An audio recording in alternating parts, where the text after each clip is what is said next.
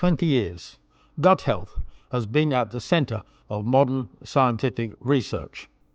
Who has the best and worst gut health on record?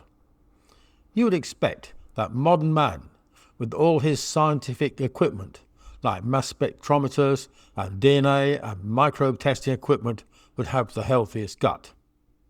But that is not what the results tell us. The people with the healthiest guts are the few remaining hunter-gatherer tribes. These can be found in the Amazon basin and remote parts of Asia, but the tribe that has received the most scientific study is the Hadza tribes in Tanzania.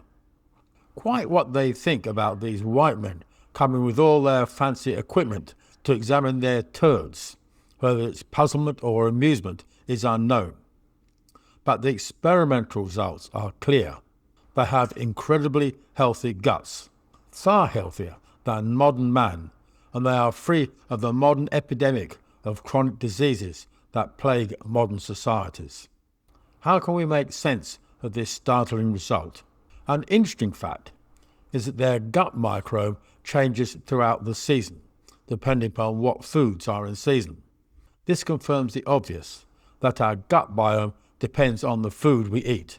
So what makes the food of these hunter-gatherers so different to our modern food? It is not identical to modern food, but is still a combination of plants and meat cooked in a way that is not that different from modern cooking.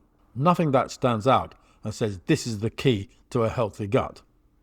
But dig a little deeper, and the answer is obvious and built in the name hunter-gatherers. They gather their food by just walking about, looking for a suitable plant they know is good to eat. There is no tilling or farming. They are just eating plants growing in natural soil, and that soil is teeming with the beneficial microbes found in the people's guts. The microbes have come from the soil. So how did these beneficial microbes get into the soil? From the plants. We used to think that plants just put out their roots, which extracted nutrients from the soil by osmosis, with water and nutrients flowing from the weaker solution in the soil into the much stronger solution into the plant's roots. We now know that the process is much more complex, and I've described it in the many long, boring articles I've written about how plants actually work, which are too long and boring for anyone to read. But there's one part of this mechanism we need to understand, why these hunter-gatherers have such healthy guts. Roots are not really very good at extracting nutrients from the soil, so plants have established a mutually beneficial relationship with the microbes in the soil. Plants have a neat little trick. They absorb the sunlight as energy, which they use to split carbon dioxide into sugars. Some of these sugars are exuded from their roots to feed the beneficial microbes in the soil, which in turn collects nutrients from the soil to feed the plants. If you want to know the best deal ever struck, it is the magic deal between plants and microbes. Modern food bypasses this deal and feeds the plant directly with synthetic fertilizers, so there are very few beneficial microbes in the soil to enter the plants and then into our guts. This is why the hunter-gatherers have such healthy guts and are free of the epidemic diseases, while we, with all our sophistication, have poor gut health and get fat and sick. So what can we do about it? Here is the plan. The aim of the plan is to have microbes breed in soil that support plants' growth, so almost everyone can benefit from beneficial gut microbes. But there are a few little difficulties we have to overcome. Not that difficult, but they need fixing.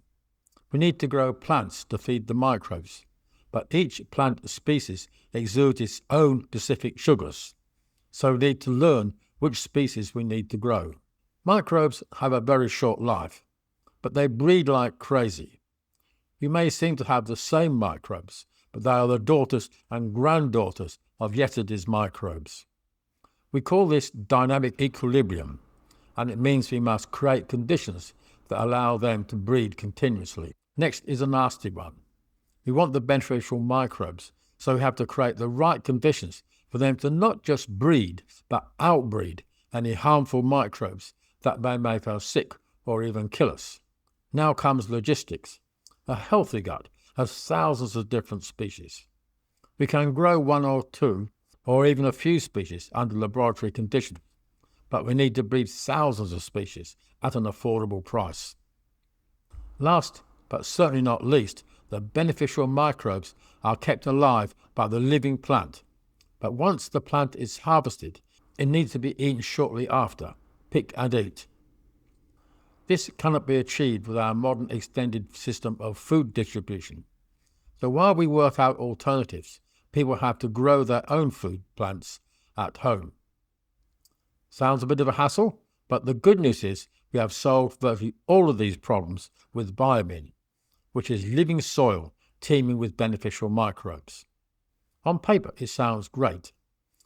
You can simply order a box of Biomin online. But here is the last snag. I cannot supply the whole world with Biomin from my back garden, so I have to find and train growers to produce Biomin for their local community.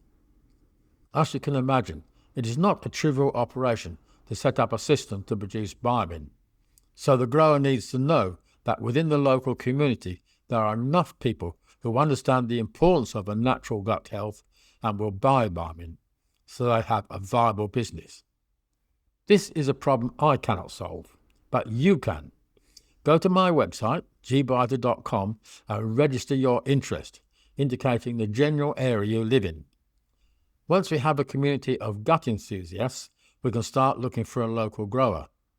Better still, when you sign the expression of interest form, tick the little box indicating whether you are interested in becoming a customer, a grower, or willing to help find a local grower.